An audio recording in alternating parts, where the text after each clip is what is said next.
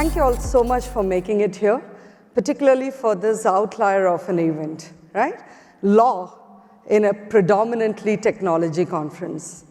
But whilst your feet brought you here, probably at some point you may have wondered, why law, right? What is the relevance of today's topic for the conference, for you as innovators, or probably for you as investors too, or promoters. So before the end of today's session, I hope that you will walk out believing that you did the right thing by coming here, and I trust that you will understand or believe that law does have a very strong and a large role to play in terms of what you're doing on a daily basis. Moving forward, do you believe that law stifles? Do you feel that at some point of time you would do better as innovators if you're allowed to move forward without the fetters of law? If that is so, then you may want to also rethink it and possibly try and assume or to take the basic premise that law could be the wind beneath your wings. You never know. And how can it be so? I draw from my quote here, which in fact I've drawn from Thoreau. Primarily, the whole idea of this quote is this, just to give it a little bit of a physicality to it. Imagine, I know you were talking about wind beneath your wings and flying high, but I'm going to ask you all to imagine you're going downhill. It's exhilarating because it's not as tough as going uphill. You can go faster. And then you want to increase your speed, and then the speed itself adds momentum to your moving downhill. And as you're running down and you feel thrilled about it, it comes to a stage where you actually start getting scared because the momentum can actually push you off the precipice. It can, what was giving you wings, what was giving you speed, can actually make you fall flat on your face. So at that point of time, what you're really looking for are some kind of a safety net or possibly brakes. Law can be those brakes. Law can be that fail-safe point which will stop you without falling off a precipice because you move forward with no plan, no safety nets, etc. Right? How can it really do that? How can law be those brakes? And are brakes really a stifling point? Or are they an enabler? So I just wondered, would you ever think of getting into this car if somebody told you you can speed all you want, but it doesn't have brakes? Right? So that's the point that I feel you believe that you need law, right? Law provides you wings and helps you to actually move forward. How exactly is it going to do that? And before we talk about how law can help you as an innovator, also put yourself in the shoes of the investor. Who exactly will come in and when exactly will they come in to invest in your businesses? To give you wings, which needs money to float it up, right? They will do it when they have trust, when they have faith that what they are investing in is going to give them returns. So every investor will first look for certainty in terms of their investment, security of their investment, and return on investment. After all, it's not Hotel California. They want their exit out of the business too, and that's when they make the maximum money. So for each of these, they need a legal framework to come in, a regulatory framework that will support them to be able to get the best out of their investment. How exactly would it work? Let's first start with the innovators here. Technology and karaoke. I'm sure all of you all partied a lot yesterday, right? So this is nothing to do with your party from yesterday. It's primarily to do with intellectual property rights. Something, an innovation, which we all love, which is probably the life of many a party. Can you imagine that the innovator did not patent it? consciously or otherwise, he decided to release his invention and merely made money from the sale of the actual machine. And you can see how archaic it looks, right? So he just made money from the sale of the machine and not from patenting his innovation. What eventually happened, and that's what would happen with every technology, is it became obsolete and newer versions came in. And in the absence of a patent, he did not get his share of the pie. Moving forward, the internet, again, another innovation, but rightly so, was not patented. When we talk about the internet, what comes to our mind is this feeling of freedom, to be able to express ourselves, to be able to use it freely, to have an open and free flow of information and data. We all know how the internet has changed our life. I draw from John Perry Barlow in this, where he declares, he passes the Declaration of Freedom of the cyberspace, and he asks the governments to keep away from this space. He does not want governments to come in to stifle. But we all know what the reality is today. For every platform you have out there, for every app, every innovation in cyberspace, you do have regulations. Imagine a world without those regulations, cyber anarchy.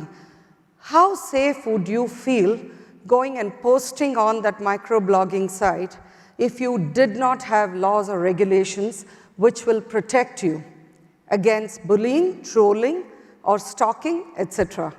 How safe would you feel without a safety net? And there again comes in the relevance of the safety net.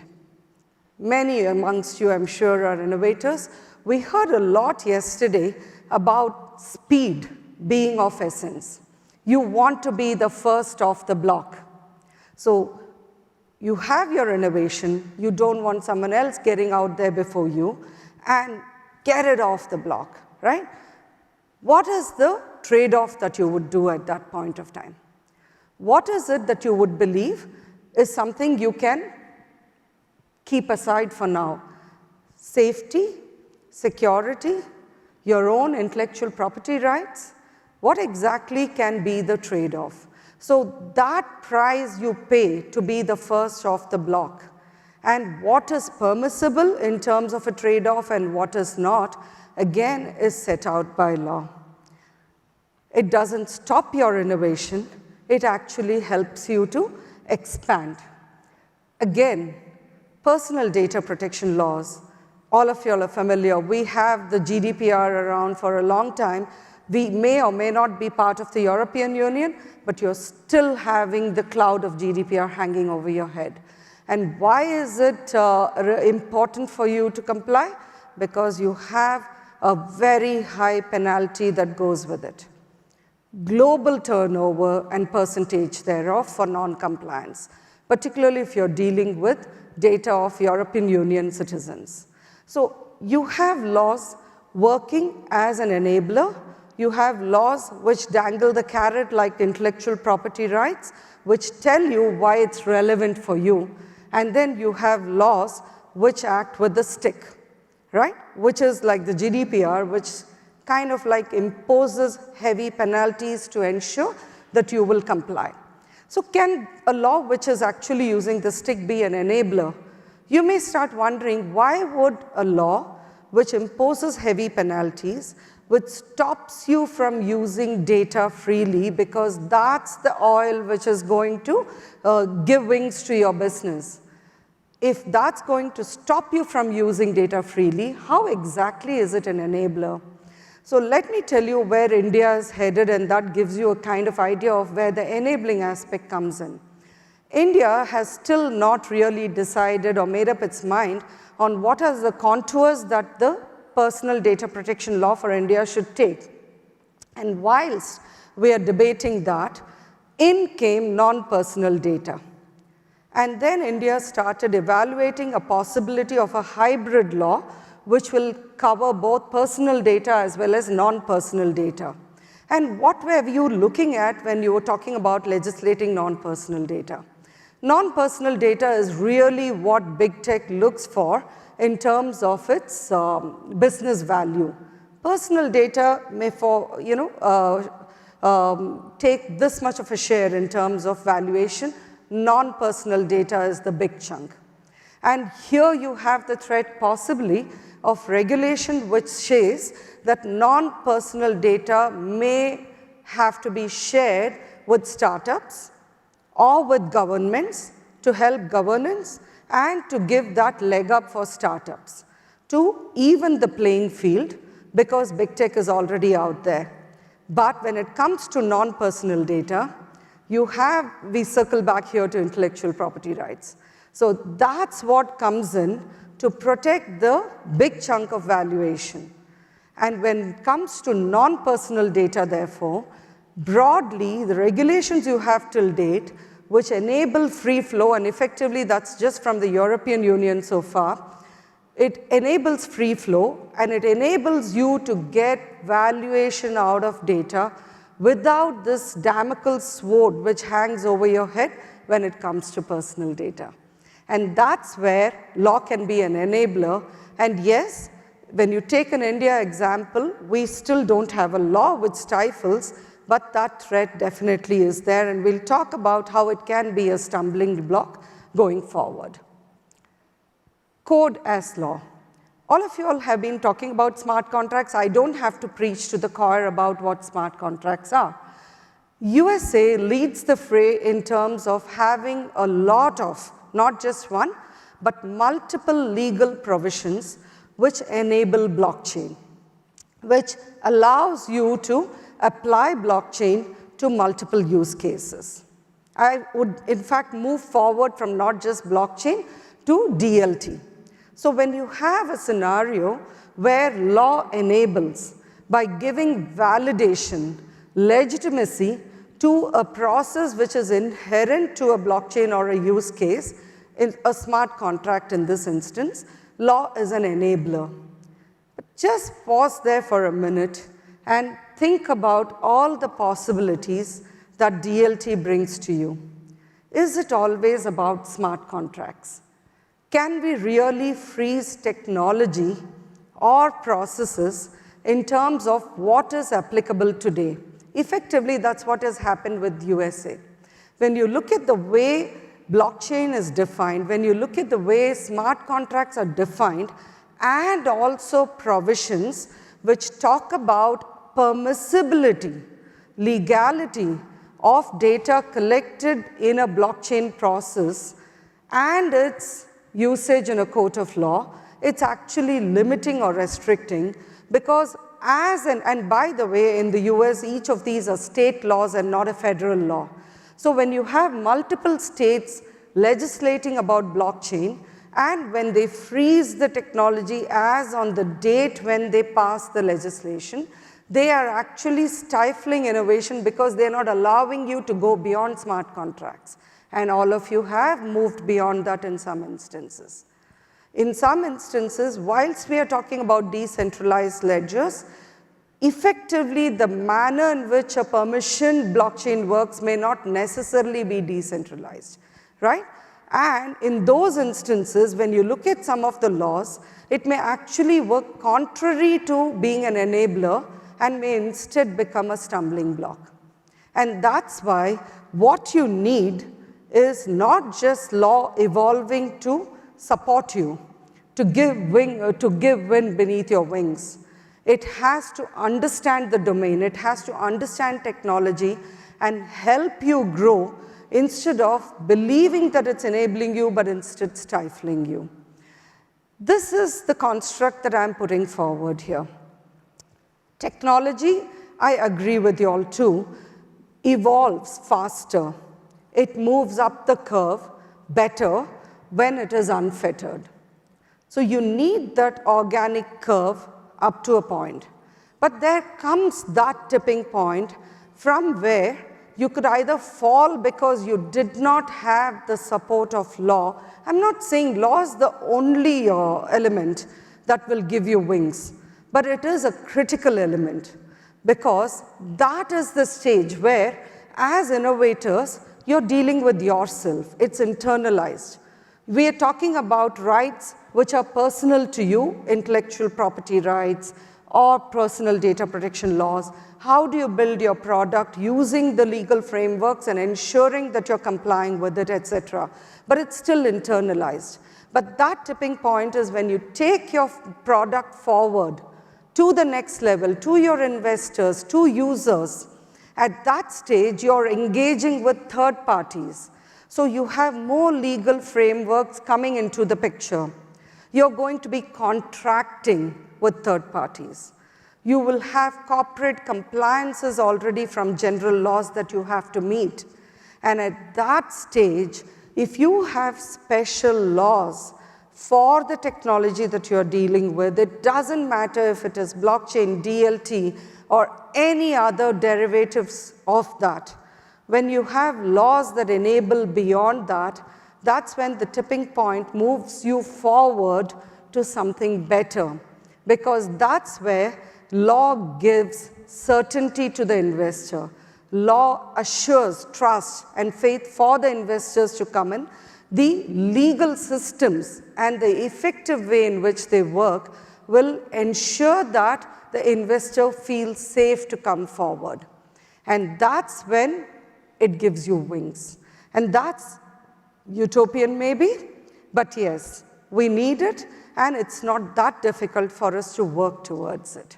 So how can law really lead? It can actually help innovation move forward by giving certainty and giving you the ways or means to ensure adaptation. So to what extent is your product going to be able to scale? How are you going to ensure that more users can come into the picture rather than it getting stifled to a small innovation? I was just speaking to somebody during my travels before I landed at Vegas, and this gentleman was saying that he earned a huge fortune from one of the apps he created of $250. So that's not the kind of innovation or investment you want out there. That's not the kind of growth you're looking at, right? You're looking at exponential growth.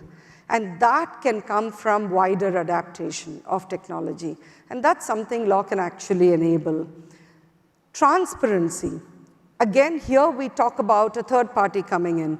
For your investor, when they know what the law entails, is law supporting your innovation? Has it already stamped it with legitimacy? Has it validated the use case of your innovation? That's when adaptability grows. Estonia was one of the earliest to adapt technology. In 2005, they already moved to a stage of having e-elections. In 2020, India was talking about the use of blockchain for elections. Can it actually ensure a safer, more transparent, and accountable election process?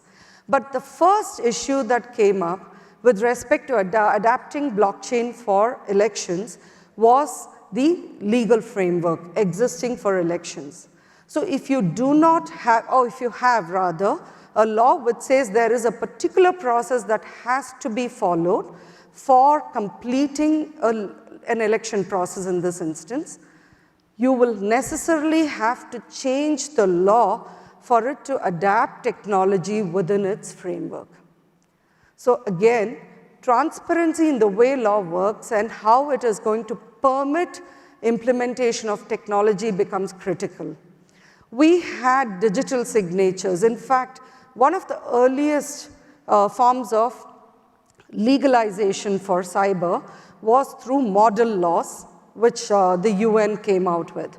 And one of that was for secure electronic signatures. So that process was adapted into legal frameworks by all the signatory nations. In that, you now have a process of being able to complete your corporate compliances, for instance, using digital signatures. But it took many years for most nations to make it part of their legal framework to allow for such compliance using digital signatures. I'm just giving these as use cases or examples to show why law can enable, but it has to move forward for it to enable too when it comes to certain types of adaptation of technology. And the last one is going to be very critical, dynamism. I gave the digital signature example because again, I'll draw from India here. What we did again was we froze technology in time. So when the law came out in 2000, it spoke about digital signatures. It spoke about the digital domain. And in 2008, amendments were made across the board to make it electronic. So this is the same example I gave about smart contracts and blockchain, etc. When you freeze it, when you narrow down definitions, you may actually end up stifling innovation. And therefore, for the draftsman, it's really critical for them to understand technology and ensure that the law is dynamic enough to be able to adapt to evolving technology innovations. Else, we're going to still be in those stone ages where compliance is going to be more of a headache rather than an enabler, right? So when we talk about compliance, and I heard somebody just before my session started where they said they'd heard me about this. It's my favorite topic, but I'll just quickly run through that, breeze through that. My biggest concern is, are we really moving towards a compliance or a tick mark framework, or are we going to push for a much higher threshold of conformance? I'll close out on this later on why I believe a tick mark is not going to really help you. We need a much higher threshold in terms of conformance. But before we come to that, where else can law enable you? This is drawn from a real case. Imagine a situation where, and as innovators, as technology specialists, you do not work in isolation. Often, you're working with a group. You need an environment which is accessible across jurisdictions when you're working together. Imagine a rug pull, and I always say, unlike, it's not just scamsters who do rug pulls, and I'm not equating governments with scamsters, mind you, but I'm just saying they can indeed do a rug pull too. And when a government does a rug pull, it's not a good thing, right? The consequences can be huge. But here is a situation, this example is when a corporate entity does a rug pull, because everybody plans big, but they may not be able to sustain it. And when a cloud closes down, where are you going to be left with? How are you going to be able to move forward? What is the interoperability that the cloud has given you? What is the protective measure that they have given for you to transport, right? And what is the time frame that they are giving you for that transportation of data and all the work that you have stored there? Law comes into play there. It's your contractual agreement that will decide how many protections you have been given, how far you're going to be able to save your work, and what is going to be the accountability or responsibility of the platform to you. Again, an enabler. But when it is a government, where do we stand? Again, this is just something to tell you that when we talk about social contracts, it's primarily a quid pro quo. We're just talking about how, if I'm going to be able to help you, I will do so because I believe that I'm going to get something in return, right? Before we go into the government and the court rug pull, a very quick aside here. You heard about the XRPL Ledger Foundation from Scott and Thomas yesterday. Would you believe that they're also crime fighters in a way? They have a program which helps in identifying financial scams and to help users. But imagine a situation where even as a do-gooder, you need law to enable you. You need law to say that it's permissible for you to do a particular kind of work. You have an organization which is based out of the US, which is fighting child sexual abuse content, NCMEC, which is the shorter form. that still needed a government validation to legitimize the work that's doing, because without that legitimacy, it can actually be accused of committing a crime. So even if you want to be a do-gooder as an innovator, remember you still have to be within the framework of law. The rug pull here. I'll close out this aspect with a story. I heard a lot about GitHub and its usage in terms of your innovation. There were 2 instances in India where GitHub was the platform that was used by the miscreants who took a lot of imagery of women from social media platforms and then converted into sexually explicit content. And some of it was then hosted on auction sites, claiming that it wasn't the imagery that was being auctioned. It was the people, it was the women who were being auctioned.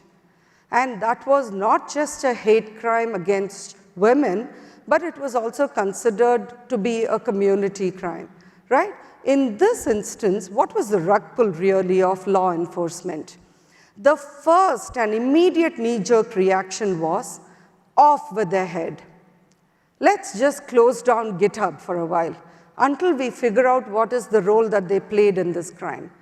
Thankfully, some sense prevailed and you still have GitHub running, but otherwise you actually ran the risk of a very important platform possibly being locked down in a very large jurisdiction which is otherwise tech-friendly. So when we talk about law and how it can help you, you need a situation. I think I moved forward a little to, yes, thank you so much. So if we are talking about law and how it can help you, the first and foremost is we need certainty, not just in terms of legal frameworks, but also in the manner in which it will be implemented. We cannot have rug pulls by the government, let's say, which will come in today and say, oh, by the way, I know that you have been innovating, you have been developing a lot of products, you have a lot of derivatives, and a huge industry revolves around it. But we now feel that this is a bit of an illegality. So why don't we just ban everything and then we decide later on what is it that we want to permit or not? Do you believe that I'm just talking in the air? There was actually a draft that was circulated with respect to what is to be permitted and what is not, including for tokenization. And instead of trying to delineate the various kind of products that can evolve using blockchain, the draft suggested that everything across the board be banned, and then we will evaluate later what we want to permit, right? So that kind of gatekeeper process is not really going to help innovation. So you need certainty. You need to know where do you get that certainty in terms of jurisdictions and where is it likely to last. You've had jurisdictions in the Southeast and Far East which have been seesawing between what they believe is right and what is not. So with every seesaw in terms of regulation, you will see valuations also jumping up and down. So when you're talking about you as an innovator, you as a promoter, investor, or as someone who believes in creating value, doing good and helping society and also helping yourself, right? What are the takeaways from this session? The first and foremost, whenever we talk about technology and cybersecurity, we always say that the first step is in identifying the threats and vulnerabilities. It remains the same with respect to law also. Identify what the threats and vulnerabilities are with respect to legal frameworks, what is applicable to you, what is applicable in the jurisdictions you wish to expand yourself in, and how sustainable is it going to be there? Is it something that will seesaw, or is there stability long enough for you to get the value from the product that you have innovated? Identification early enough ensures that you will, one, comply, you will not be struck out suddenly because somebody then found a flaw in your innovation, and that helps you to expand further, right? Preparing for law's vagaries, assume, remember we talk again about technology in terms of known knowns and unknown unknowns, the two extremes. Remember, law can be that unknown unknown too. It's very difficult for us to prepare ourselves for unknowns, but you can have a resilience mechanism. You can have a bounce back built into it the same way that you would do for technology. And here is the last bit I would like to share. COVID taught us how to be resilient, but it also taught us that we can see fatigue very quickly. So compliance fatigue is something that comes in very fast in law. So prepare yourself against that. Make sure that you're not doing something because you have to, but because you want to, and that actually helps you to build a stronger product and innovate better and ensure that it sustains long enough for you to get value out of it. Because if you do not do that, then you are facing a sudden death situation, right? And that's not something as innovators you would really want to welcome in. Thank you all for having me here, and I think I was rushing through and finishing a little earlier, but I'm available for the rest of the day over here, and if you have any questions on specifics, I'll be most happy to take it. Thank you all.